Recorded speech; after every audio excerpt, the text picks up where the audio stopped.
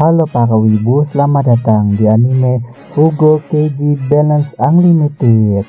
Anime saudara jauhnya Lloyd Forger dan dia sangat kaya raya. Ceritanya, ada seorang pria bernama Kato Haru yang sedang bekerja di kantor bersama rekan kerja lainnya yang namanya entah ke Wikipedia kan ada CFD, kecuali kami. Setelah itu, Kato mendapat panggilan tugas, yaitu untuk mengamankan jalan karena kedatangan pangeran dari negara tetangga. Kato yang ditemani oleh kami sudah sampai ke TKP. Di sana juga ada juniornya yang menjadi anggota polsek bernama Hoshino. Apakah dia kakak laki-lakinya Hoshino Ai? Dia nampak tergesa-gesa. Dan Kato menghampiri dan malak handsetnya untuk tahu penyebab juniornya terlihat panik. Ternyata ada teroris yang merencanakan pengekilan terhadap pangeran. Di saat yang sama juga ada dua sejoli yang mengintai toko perhiasan untuk merampok. Tapi si cowok nampaknya takut, jadi mereka merampok toko yang penjaganya sedikit. Apesnya, toko yang mereka rampok adalah toko coklat. Enak coklatnya. Balik ke Kato, mereka mendapat informasi tentang mobil tempat teroris itu menyimpan bom yang kebetulan ada di belakang mereka. Di saat bersamaan juga, dua sejoli tadi keluar dari toko dan kabur menggunakan mobil yang ada bomnya. Sayang, kamu gak apa-apa. Woi, bangun teman AJG. Kato bersama kami pun bergegas mengejarnya. Tapi di jalanan ada sebuah mobil yang ugal-ugalan dan di depannya ada seorang anak yang kakinya sedang terluka. Hasil, Kato pun menghadang mobil itu hingga membuat mobilnya banting setir menabrak tiang listrik. Kayaknya Jonas jauh. Siapa ya yang pernah gitu juga? Oh gelap, udah ayo kita ciduk dia. Dan keluarlah saudaranya Lloyd Forger yang langsung menunjukkan rencana kepolisiannya. Dia menghampiri mobil si pangeran dan ingin membeli mobilnya. Si pangeran yang mendengar hal itu pun tertawa karena harga mobilnya amat mahal. Karena hal itu, si Lloyd KW menariknya keluar dari mobil dan mentransfer 1 miliar kepadanya dan segera mengejar mobil bom. Tidak lupa si Kato ikut nebeng. Woi, jalan pakai mata. Dia pakai mobil ya.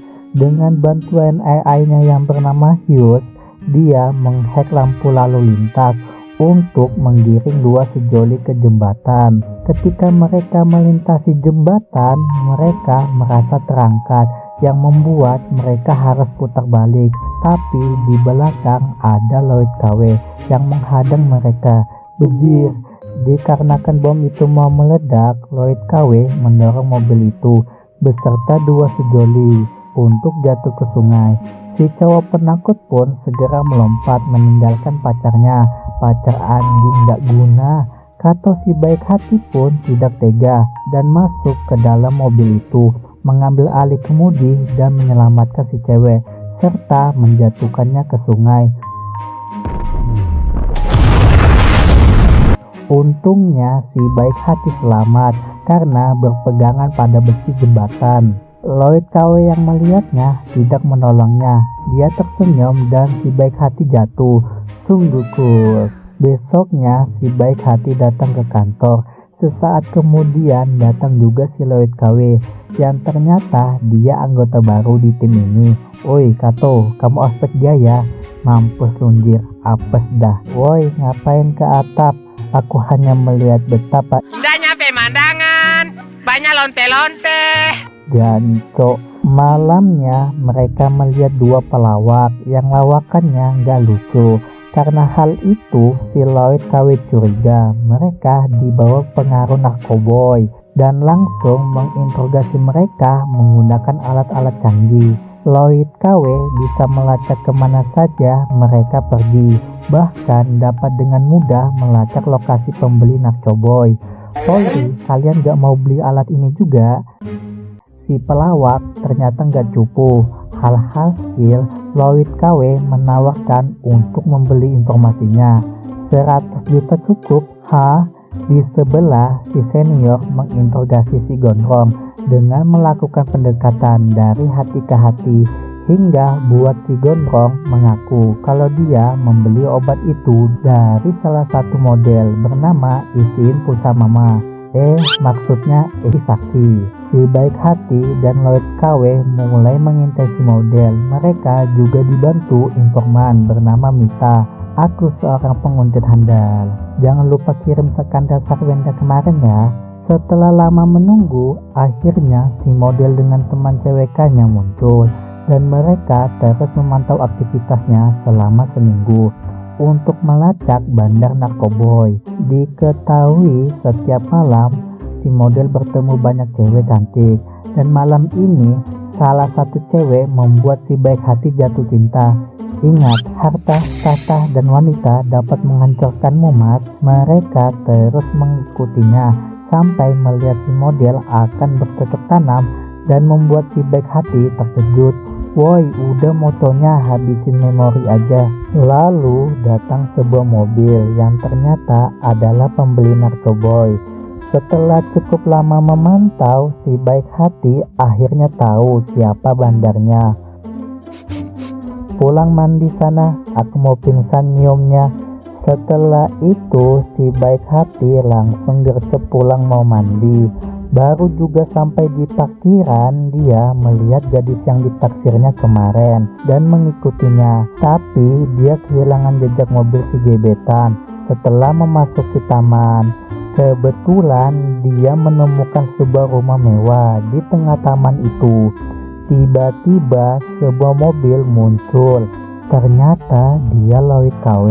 Lalu mengajaknya masuk ke ruang bawah tanah dan bertemu dengan si gebetan tadi yang bernama Kambe Zuzue yang merupakan sepupu Lloyd KW. Aku tarik kata-kataku tadi, hancurkan saja kami para lelaki sayang. BTW ini buatku aja ya Mas. Setelah tahu hal itu, si baik baru sadar kalau tempat ini adalah rumahnya Lloyd KW.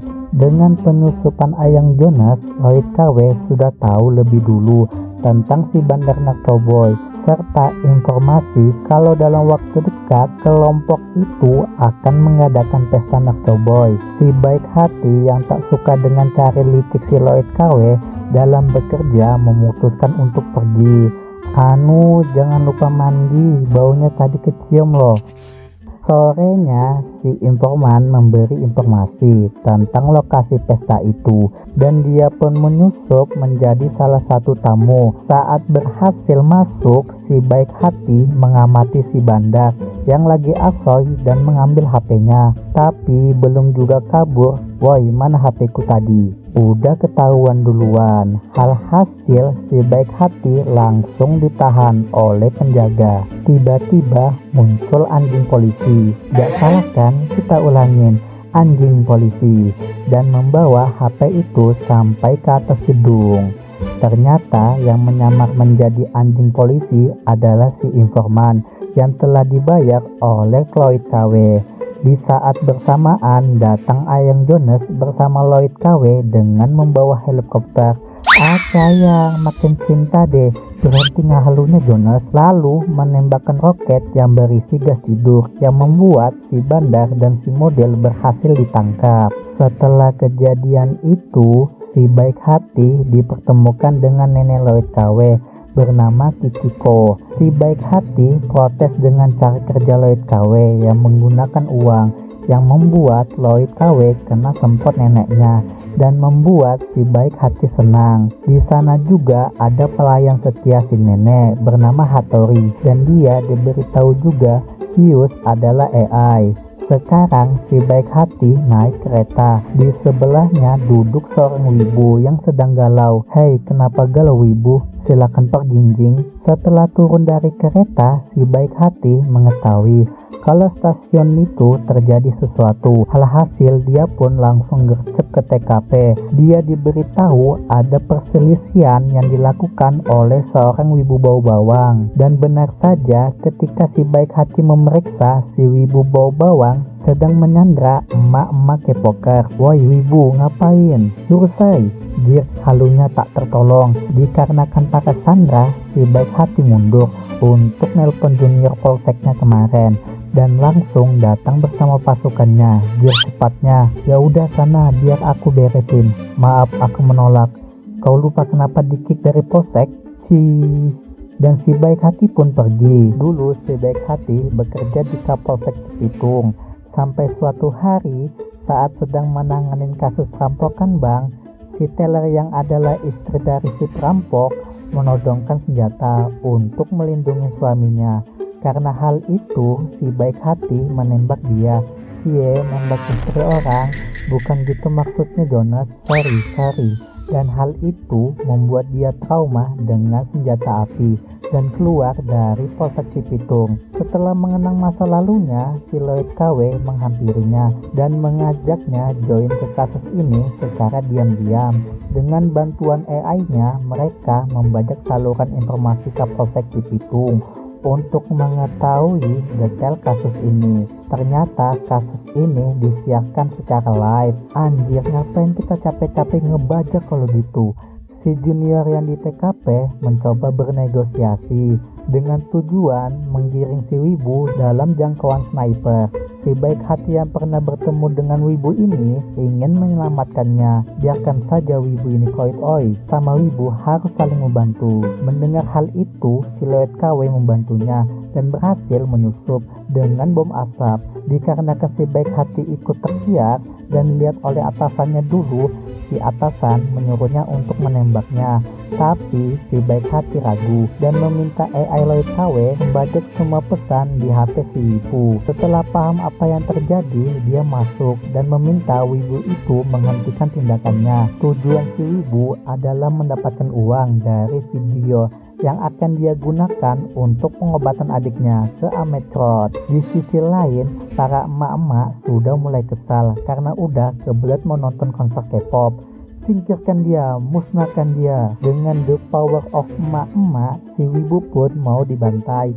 Untungnya si Lloyd KW yang tajir melintir langsung bikin konser dadakan K-popers di sana sehingga mengalihkan perhatian dan membuat pistol si wibu jatuh yang ternyata pistolnya hanya mainan. Lalu si Lloyd KW meminta wibu itu segera menyerahkan diri dan berjanji dia akan menjamin pengobatan adiknya.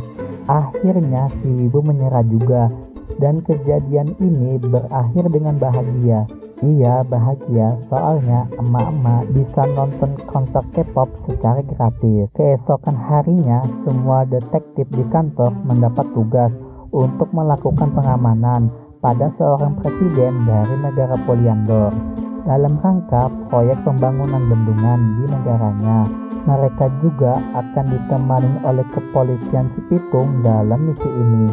Sekarang mereka sudah sampai di tempat pengamanan. Kali ini Lloyd KW tidak ikut karena neneknya yang sedang sakit. Tak lama kemudian datanglah rombongan mobil presiden dan sebuah mobil limousine mewah yang ternyata itu si Lloyd KW yang mewakilkan neneknya yang sedang sakit. Anjing, katanya rawat neneknya, tapi dia ganteng kan?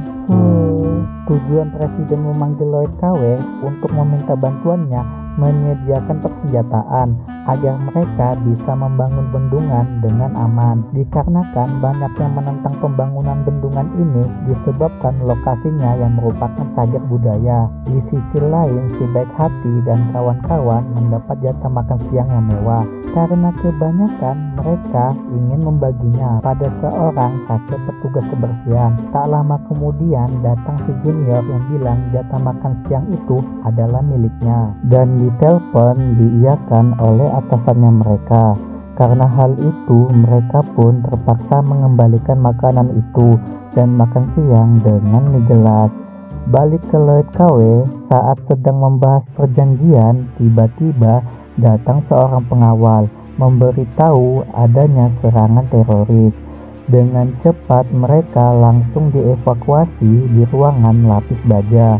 Kepala pengawal menjelaskan mereka telah menemukan jasad Koki Belinda terkapar di dapur. Lloyd KW pun langsung memerintahkan AI-nya untuk menyelidikinya, dan terkuaklah kalau orang yang membunuh Belinda adalah pengawal tadi. Apakah dia yang juara MCI kemarin?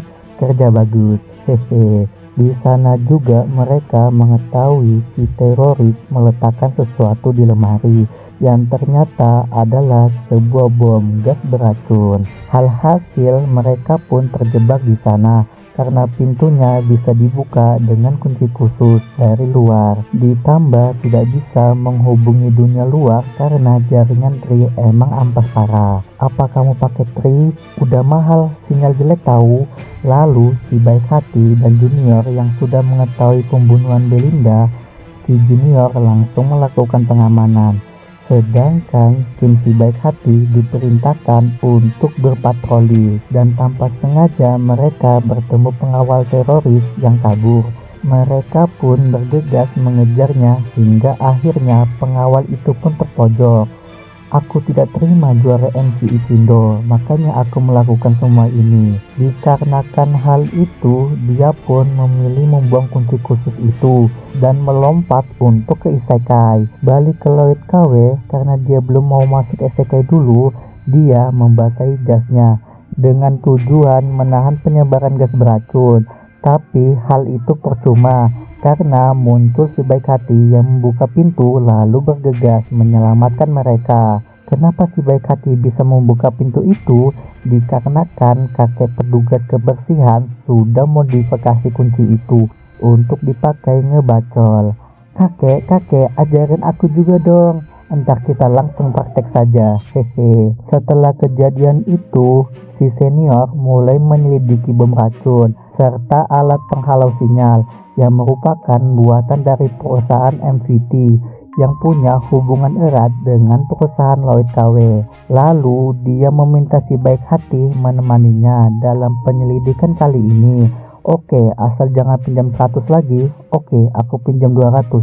Anjing lunjak. Mereka pun pergi memeriksa salah satu seorang petinggi untuk bertanya keterkaitannya. Tapi Tante Bohai tidak ingin menjawab dan cepu ke atasannya yang membuat mereka pun terpaksa mundur. Di saat bersamaan, Lloyd KW juga menyelidiki si Tante Bohai. Dia memasang drone AI-nya di mobil yang membuat mobilnya jadi tak terkendali, yang membuatnya menabrak seseorang. Permisi, sepertinya Tante menabrak orang. Anjir psikopat. Alhasil Lloyd KW punya alasan untuk menginterogasinya, tapi si Tante masih ngotot gak mau. Tak habis akal, Lloyd KW pun membongkar data-data yang tersimpan di laptopnya hingga saat akan buka data yang terkunci. Pulsa Anda tidak cukup untuk melakukan panggilan ini. Segera lakukan pengisian ulang.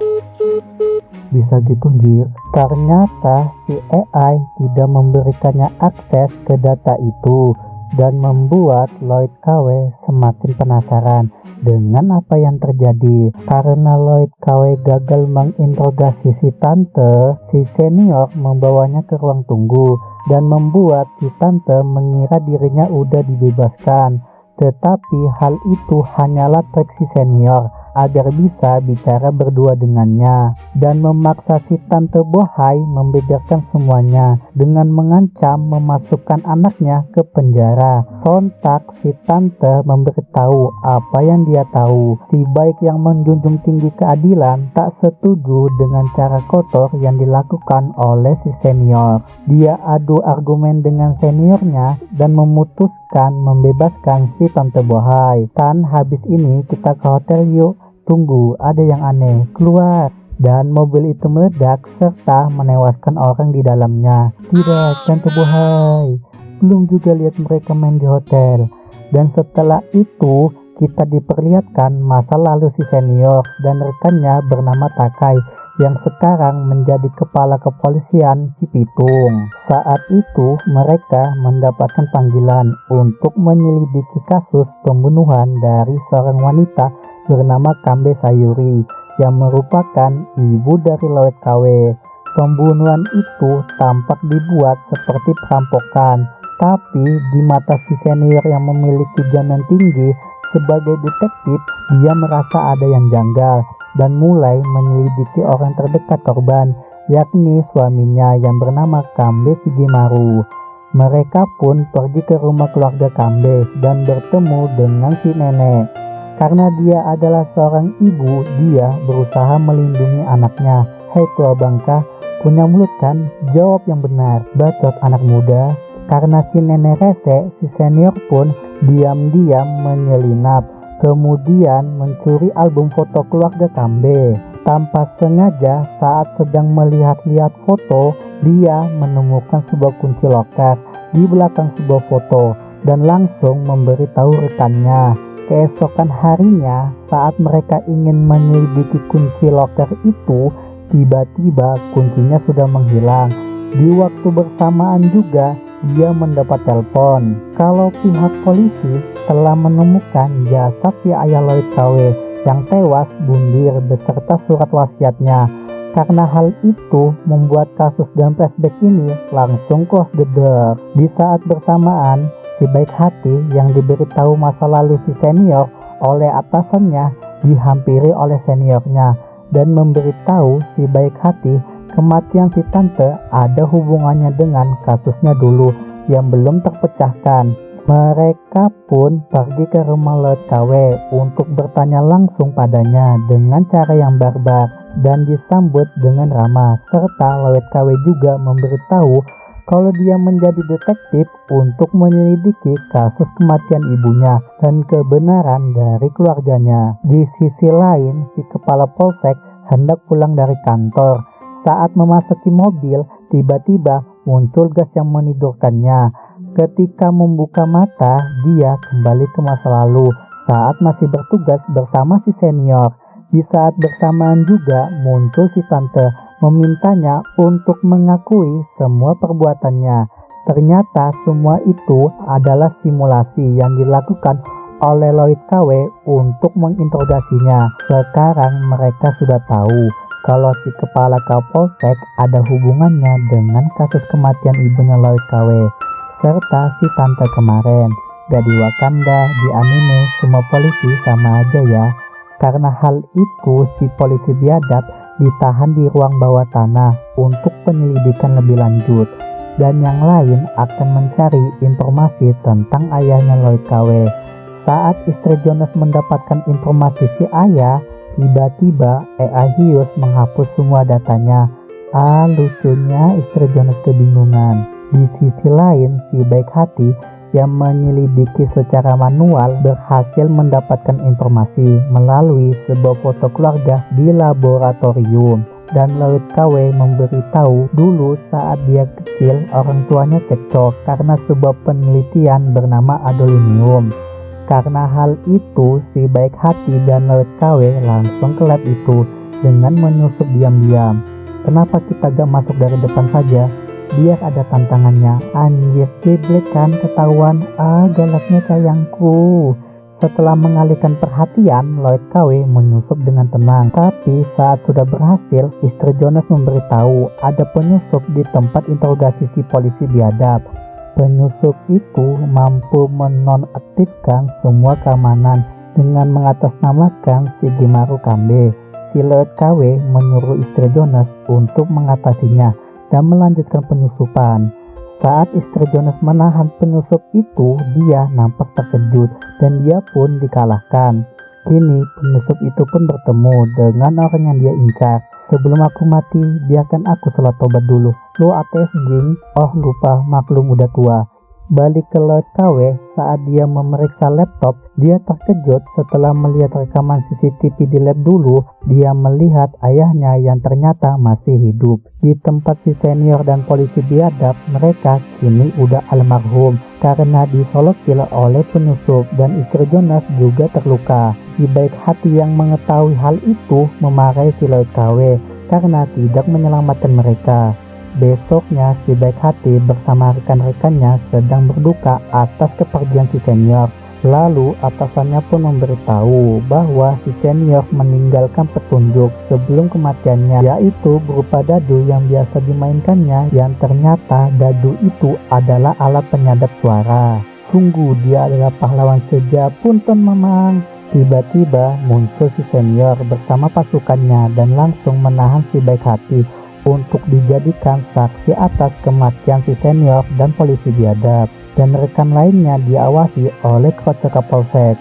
Untungnya si atasan pengertian dan dia pun mengalihkan perhatian kota Polsek ini agar yang lain bisa pergi. Di sisi lain, istri Jonas berhasil melacak jejak si ayah Lloyd KW melalui rekaman CCTV, dan saat ini mobilnya sedang terparkir di Indo April. Lloyd KW yang mengetahuinya pun langsung gercep ke sana.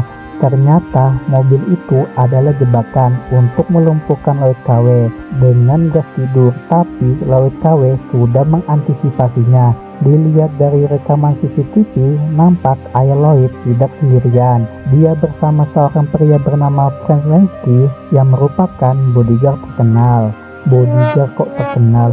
Oh iya, di sebelah kan ada mata-mata terkenal. Sayangnya rekaman yang lain udah dihapus untuk menghilangkan jejak. Di sisi lain, para budak korporat yang berhasil kabur, sekarang mereka mencoba menyelidiki alat penyadap suara yang ditinggalkan oleh si senior. Coba kita dengar. Mungkin suara ngewe, bukan Jir? Setelah didengar seksama, ternyata suara fluid uap kapal, dan kami langsung memberitahu hal itu kepada si baik hati yang lagi bareng junior yang udah tobat setelah membaca surat peninggalan si polisi biadab yang berisi bahwa si baik hati adalah detektif yang jujur. Tiba-tiba HP-nya muncul notifikasi game, putar-putar angkat HP, yang merupakan perbuatan si Lloyd KW untuk dapat melacak keberadaan ayahnya yang ternyata pergi ke pelabuhan. Tapi sayangnya kapalnya sudah berangkat bersamaan dengan si baik hati yang nyempil di sana. Karena hal itu, dia dengan semprotan ajaibnya langsung mengejar dan menyusup ke dalam kapal, lalu menggengsi bodyguard dengan isi. Tiba-tiba ayah Lloyd mengaktifkan adolonium yang membuat semua perangkat elektronik dan peralatan Lloyd KW jadi tidak berfungsi. Untuk pertama kalinya si Lloyd KW kena bully. Untungnya si baik hati yang punya bakat jadi operator keren membantunya, yang membuat si Lloyd KW bisa kabur. Gak ganti pekerjaan aja mas, istri Jonas yang mengawasi dari jauh juga membantu mereka dengan mengirimkan banyak drone 2-in-1, yaitu hancur satu muncul satu lagi, dan salah satunya datang ke Lloyd KW dan memberi alat komunikasi baru. Zuzue sekalian juga pesan GoFood. Oh serius, diketahui lokasi adolonium di ruang mesin yang merupakan penggerak kapal itu. Karena hal itu, Lloyd KW pun memutuskan untuk berpencar, dan si baik hati ditugaskan untuk mengalihkan perhatian para penjaga. Dan Lloyd KW pergi ke ruang mesin. Saat hendak mematikan mesin, tiba-tiba muncul si bodyguard yang menghajarnya. Tanpa peralatannya, Lloyd KW jadi noob lagi. Tapi muncul si baik hati yang membuat si bodyguard teralihkan. Dengan cepat si Lloyd KW menahan bodyguard dan menyuruhnya menembak kabel mesin yang ada di belakangnya. Tapi si baik hati yang masih trauma jadi ragu untuk menembak. Woi buruan, kamu gemetaran kebelet kah? Setelah mendengar kata-kata itu, dia berhenti bergetar dan menembak kabel itu agar tidak dikira mau Karena kabel itu sudah terputus, mesin kapal mati, yang membuat Lloyd KW dapat menggunakan peralatannya, dan dengan cepat dia mengalahkan si bodyguard. Di saat bersamaan juga mesin kapal terbakar. Lloyd KW dan si baik hati bergegas menyelamatkan diri dan mendatangi ayahnya Lloyd KW. Tapi si ayah memerintahkan AI Hius untuk menyerang mereka, yang membuat si ayah berhasil meloloskan diri. Untungnya salah satu drone menempel di baju si ayah. Alhasil mereka dapat mengetahui kemana dia akan pergi, dan segera mereka langsung mendatangi tempat persembunyiannya. Begitu masuk, rupanya si ayah udah melarikan diri. Hal itu membuat mereka berpencar untuk mencari jejaknya. Lloyd KW memeriksa data-data dan menemukan dokumentasi yang berisi penelitian adolonium. Sedangkan si baik hati tanpa sengaja menemukan jalan rahasia yang menuju ke kereta bawah tanah. Lalu mereka berangkat menggunakan kereta dan sampai ke rumah Lloyd KW. Mutar-mutar aja terus. BTW luas juga ya rumahnya. Ternyata si ayah sudah menunggu mereka di salah satu ruangan dan si Lloyd KW sadar kalau dia bukanlah ayahnya karena ayahnya kidal. Ternyata dia adalah Hattori yang menyamar menjadi ayah Lloyd yang disuruh oleh si nenek. Lalu si nenek menceritakan pertengkaran orang tua si Lloyd di mana si ibu ingin mempublikasikan adolonium, tapi si ayah menentangnya. Hal itu membuat si ibu pergi dari rumah. Agar rahasia tetap terjaga, si nenek memerintahkan ninja Hattori untuk membunuh si ibu. Saat si ayah mendatangi istrinya ternyata sudah terbunuh. Di saat bersamaan juga dilihat oleh Lloyd KW, dasar nenek tua bajingan. Lalu si nenek menjelaskan tentang adolonium yang mirip dengan nuklir, yang bisa menjadi energi tak terbatas, tapi di saat bersamaan juga bisa menjadi senjata pemusnah yang dapat menghancurkan dunia. Di sisi lain, si baik hati mengikuti ninja Hattori untuk menangkapnya atas tuduhan pembunuhan seniornya dan si polisi biadab. Si ninja Hattori pun melawannya dan menembaknya saat berhasil merebut senjatanya. Aduh, sakit mama, sakit. Bukannya ditembak emang sakit ya? Walaupun kesakitan, si baik hati tetap bangkit dan melakukan serangan balik dengan menekan bekas lukanya yang membuat ninja Hattori langsung turu. Aku memang hebat. Aduh dudu, manggil saya ke. Ala anime begitu. Kembali ke Lloyd KW setelah dijelaskan tentang dampak positif dan negatifnya adolonium, dia menjadi ragu dan di saat bersamaan datang si baik hati ke tempat istri Jonas. Duk, suaranya bisa biasa aja gak? Tadi pakai adudu manggil anime sebelah yang dikarenakan si baik hati tanpa sengaja dia membagikan data adolonium ke seluruh dunia. Lloyd KW yang mengetahui itu jadi terkejut dan juga sadar bukan keluarganya yang memutuskan hal itu, tapi dunia itu sendiri bagaimana memanfaatkan adolonium, dan dia pun menangkap neneknya. Setelah kejadian itu, si baik hati direkrut kembali oleh juniornya, tapi dia menolaknya karena udah tidak cocok di sana. Lalu dia pun ke pantai bareng Lloyd KW dan dia pun mengajaknya untuk tetap bekerja di divisinya. Sekarang berita keluarga Kambe udah tersiar dan di kantor kini menjadi markas utama Lloyd KW karena ada AI hius di sana. Sekarang si baik hati sedang mengejar penjahat dengan dibantu oleh Lloyd KW dengan eleganto. Bejir bisa gitu. Tahu cara kerja Lloyd KW yang barbar, si baik hati menyelamatkan penjahat itu. Lalu kita diperlihatkan kilas balik awal permusuhan mereka dan kini Lloyd KW akan menolongnya. Tapi bohong, anak anjing. Dan anime ini ditutup dengan sangat eleganto. Pembahasan singkat, jadi anime ini sebenarnya dibuat untuk kalangan fujoshi yang merupakan kalangan yang suka percintaan batang antar batang. Karena di anime ini tidak ada percintaan, yang ada Suzue yang Jonas jadikan istri.